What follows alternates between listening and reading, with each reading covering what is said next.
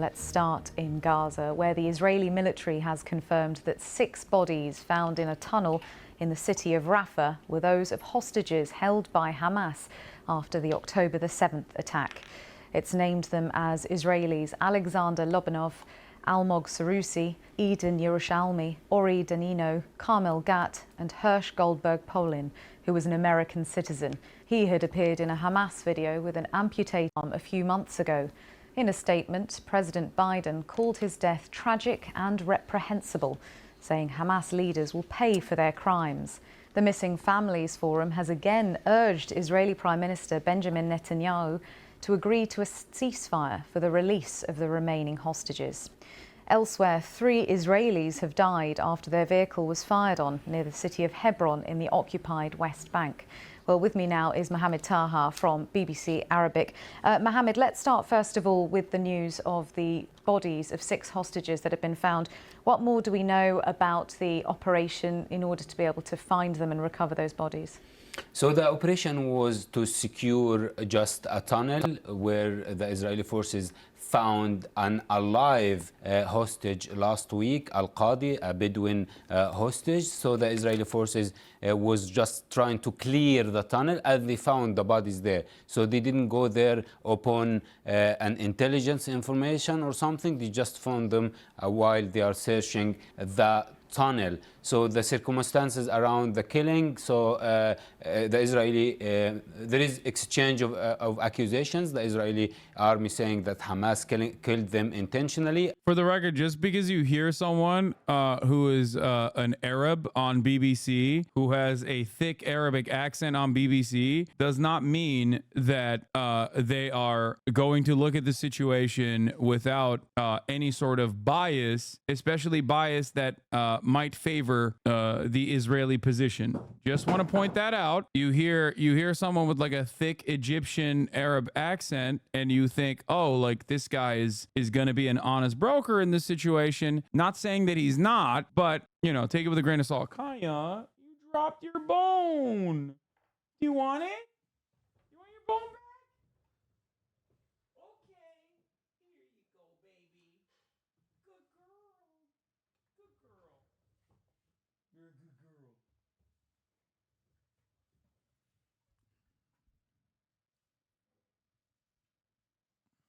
And the Israeli Prime Minister Benjamin Netanyahu just issued a statement a few minutes ago saying that we will continue to free all hostages and Israel will not rest until we reach the killers. Means, you know, he's inciting that the military operation in Gaza would continue. But Hamas issued also a statement and they said that they were killed in an Israeli shelling, and they said that what they described as practicing genocide in Gaza and the support of President Biden to Israel. Okay. From October 7th till now, one of the main justifications for the IDF operations was that it would just put more pressure on Hamas to cave to Israel's negotiation regarding hostage deals. It worked at first, but after the first few pauses in fighting, Hamas hasn't budged, and yet the pressure stopped benefiting the negotiations and started to directly or indirectly literally kill more of the hostages than it could save. I'm not going to praise the terrorist organization that massacred some of my people for their resilience, but I'm certainly going to laugh at the IDF for their incompetence and be disgusted anytime someone in my immediate vicinity says anything positive regarding this American model: bomb people to save whiter people, hotbed of toxic, might makes right ideology. I'm sorry for venting in your chat. Hopefully it was insightful to someone. I don't think it worked. Like, I don't think the pressure worked at all. I think that it was also a strategic, like, Hamas was open to negotiations, hostage negotiations from October 9, right? That much we know for a fact. And that much even Israeli media has covered now, right? At this point, not necessarily, you don't really hear about it a lot in American media, but like Israeli media has covered it. The reason for why they were open to it is because, one, they knew what the fuck was going to happen to Gaza, and they didn't want that to happen to Gaza, obviously. And two, the reason why they were open to the hostage negotiations immediately, and did successfully conduct hostage negotiations, even including the unconditional release of the first Israeli hostage, which was the old lady, if you recall, was because they knew that once Israeli society saw that the peaceful way way of releasing hostages was something that they were willing to do. Okay, they didn't want her. No, dude, it's not that they didn't want her. It's that they released the older ladies early on, and that was a literal unconditional release. Okay, that they did an unconditional release of 2 hostages where they just said they need emergency care. We're just going to release them. An extraordinary moment as a freed Israeli hostage shakes hands with a Hamas terrorist who held her captive. It happened as 85-year-old Yocheved Lifshitz and 79-year-old Norit Cooper were handed over to the Red Cross. The reason why they did that is because they wanted to show that their goal, they wanted to show Israeli society that their goal isn't to, do kidnapping so they can do and murder in the way that it was being presented, but that there is a peaceful solution to this situation without additional bloodshed. It was to show good faith. That is the reason why the ceasefire that took place took 7 days. And then Israel immediately started bombing again, if you recall, because Benjamin Netanyahu recognized that the longer that ceasefire continues, the more people have an appetite for peace, the more people will demand peace and a peaceful end to this process. As they said, is the cause of the death of these hostages. So there is this exchange of accusation between 2 parties. And how much does this add pressure onto the Prime Minister? We heard there the comment from the Hostages Families Forum. They've also said that Prime Minister Benjamin Netanyahu should take responsibility for abandoning the hostages. Indeed, today is a big day for Israel. In Israel, as is Sunday, and everybody came from the Sabbath. We saw in the last evening a big demonstration asking the Prime Minister Netanyahu to strike a deal. There is a call by the families of the hostages for a general strike in Israel. There is already strike in. What is this? It's been almost a year and they still have hostages. That's all that needs to be said. You can't put a spin on people that take hostages. There's no spin. Yeah, you're right. Which is precisely the reason why what Israel is doing is unconscionable, considering that they have 10x more hostages, or 10,000 hostages at this point, inside of Israeli detention, which is kind of part of the process of the hostage negotiations that are ongoing, which is to release the Palestinians that are being held hostage in Israeli detention facilities. Is that the attitude that you share for the Palestinians that are also being held in detention? Or do you think they deserve it because they're terrorists? Chatter, do you have a spin for that? This is where you say Israel is a democracy. They have a democratic process, even though they don't. And then I tell you that it's actually military tribunal, and many of those 10,000 people are just unjustifiably detained permanently under something that the entire global international community regards as illegal, especially to add insult to injury, on soil, Palestinian soil, that they operate in, that they occupy illegally. Yeah, 99% conviction rate at a military tribunal. I've had this conversation with people far dumber than you and people far smarter than you a million times over. I know exactly what you're going to say before you say it. What a ridiculous thing to talk about in a country that had a month ago pro-rape riots. One of the main rapists in the Sde Mount concentration camp, okay, where 40% of the Palestinians detained from the Gaza Strip are literally released in a week, where people are being tortured and to death. One of the that the Palestinian to death is now a television star. He's a TV personality now for a Palestinian to death. You cannot, no matter how hard you try, explain this like with normal words. Do you have a spin for any of that? No, you don't. You got nothing. I don't know why people still try this dumb shit in this community this far in. Go try that on, the uninitiated. In the secondary school, it's supposed to start today, and it did not start. And they are calling the labor syndicates or unions to call for a wide strike to try and make this moment where they found the bodies of these hostages a turning point to try to convince the Israeli government to do some action. The Israeli Prime Minister cancelled the annual, the weekly meeting of the Israeli government that's happening every Sunday morning. He cancelled this meeting, and there will be a meeting on 4 p.m. local time to address the issue. This meeting was called by the Defense Minister Yoav Gallant, who was vocal about his disagreement with the Israeli Prime Minister Benjamin Netanyahu in his approach of insisting of having permanent military presence of the Israeli forces in Gaza. So the situation now in the Israeli territories is really in high tension, and as you mentioned, there is also a tension in the West Bank and in Gaza. Well, Mohammed, stay with us. We'll come back to you in a moment, but let's now go live to Jerusalem and to our Middle East correspondent, John Donnison. John, we were talking there about the divisions in Benjamin Netanyahu's cabinet. How much does this latest development add to that? Well, I think Mohammed's right. It reflects the divisions within the government, but also the divisions within Israeli society. Benjamin Netanyahu, in his short statement this morning, said those who kill hostages do not want a deal, referring to the allegation from the Israeli military that these hostages were brutally murdered, in their words, by Hamas shortly before the bodies were found. You have to remember, though, that back in November last year, I mean, they're right. He's right when he says that. It's just that when you look at the numbers, who's responsible for the death of more Israeli hostages in Palestinian captivity comes into mind. The answer, of course, is Israel. So he's technically right, you know, when he says those who kill hostages don't want a peace deal in mind. He's not wrong. It's just he's responsible for a large share, a significantly larger share of the dead Israeli hostages directly. I read that as an admission. Temporary ceasefire, where hostages were being exchanged for Palestinian prisoners every day. That went on for about a week, with roughly 10 hostages a day coming out. Like, I knew everything I needed to know on October 8th, dude, when there were Palestinian resistance groups still firmly holding positions inside of inside of the Israeli borders. And Israel's first reaction wasn't to secure its own boundary, but was instead to bomb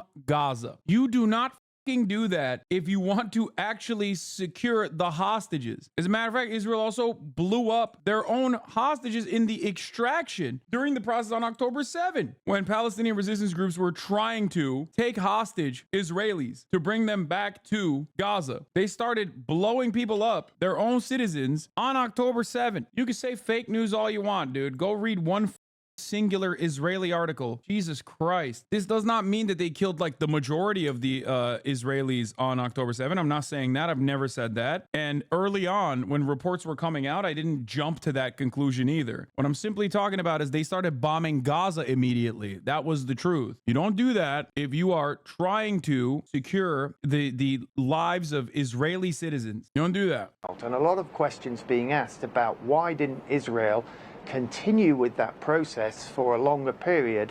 And then Israel admitted to everything that I'm talking about, by the way. It's like crazy that people still call in the question something that seems so unconscionable. It's like the top of the hour ad break.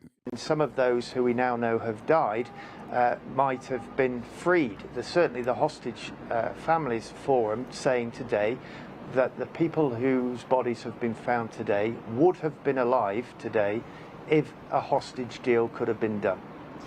And we have heard reports, haven't we, of Mr. Netanyahu's defense minister disagreeing with him as well, and accusing him of putting his emphasis on deploying IDF in the Philadelphia corridor over the hostages. What more can you tell us about that? Just so you know, Barak Hiram, the guy who ordered the shell 12 captives in a house in Bay Area on October 7, full Hannibal, is being promoted by Bibi to the top commander of the Gaza division. It also turns out he's a right-wing messianic freak. Who could have guessed? I mean, best commanders, dude, are loyal servants, you know? Loyal soldiers to the cause. It makes sense. Yeah, well, the last time the Security Cabinet met earlier this week, there are reports of a shouting match between Yoav Gallant and Prime Minister Netanyahu. Yoav Gallant saying that this insistence on leaving Israeli forces in the Philadelphia corridor, that's the border area between Gaza and Egypt, was blocking a deal. That is something that Mr. Netanyahu has insisted he is going to pursue and continue with. You have to remember that within his government, there are also more hardline elements who want Israel to be doing more militarily and have said they will resign from the government, bringing the government down if a ceasefire deal is done. And I'm talking about Itamar Ben-Gvir, the hardline national security minister, and also the finance minister, Mr. Smotrich, who have said they will pull out of the government. So he is torn, Mr. Netanyahu, as he has been now for months, of trying to keep his government together, but also the pressure building for a ceasefire deal, not just from diplomats, but also from Israeli citizens, and in particular those hostage families.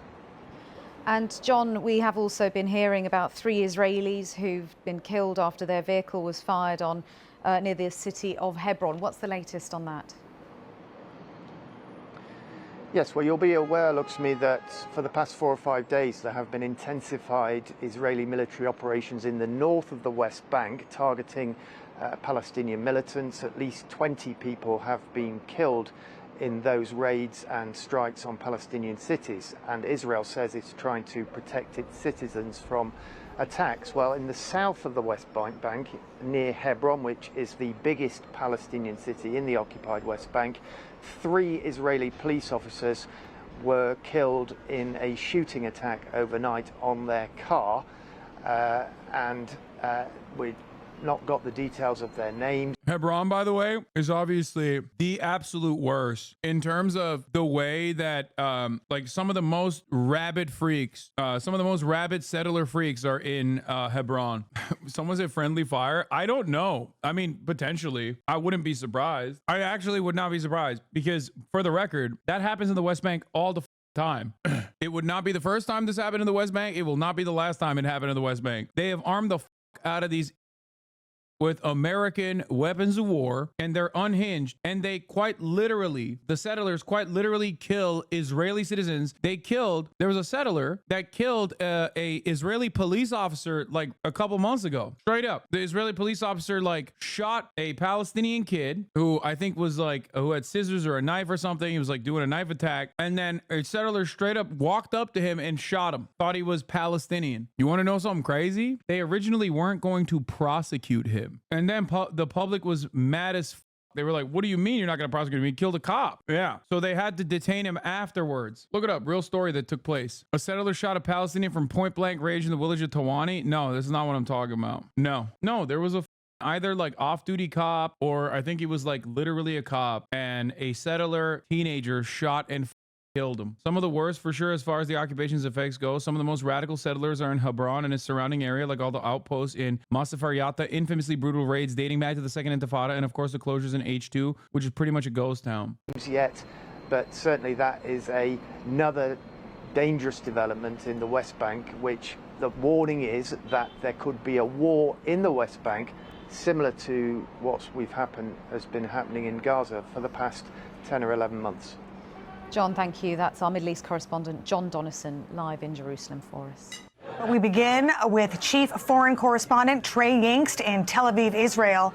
And Trey, we understand. I just want to point out a really effective solution for cops, soldiers, pretty much anybody that doesn't want to get killed in the West Bank. It's called not violating international law and the sovereignty of Palestinians by permanently occupying this territory that does not belong to you, and then routinely defending some of the most rabid supporters of Israel's genocide and ongoing occupation, the settlers. It's like a really simple solution. It's called don't consistently kill Palestinians in the West Bank as a part of your permanent occupation in violation of international law. As a matter of fact, the citizen who was involved in neutralizing the terrorists raised his hands and was accidentally shot to death by soldiers. The 2 fighters who helped eliminate the terrorists at the scene of the attack in Jerusalem shot at the civilian who was mortally wounded. The death of the citizen was pronounced at the hospital, thus increasing. No, this isn't it, by the way. This isn't even it. Dude, this happens so frequently. Holy shit. I remember the dude. I remember the kid. It was a kid. Israeli settler kills Palestinian teenager in Hawara. No. There was a Israeli settler in the West Bank that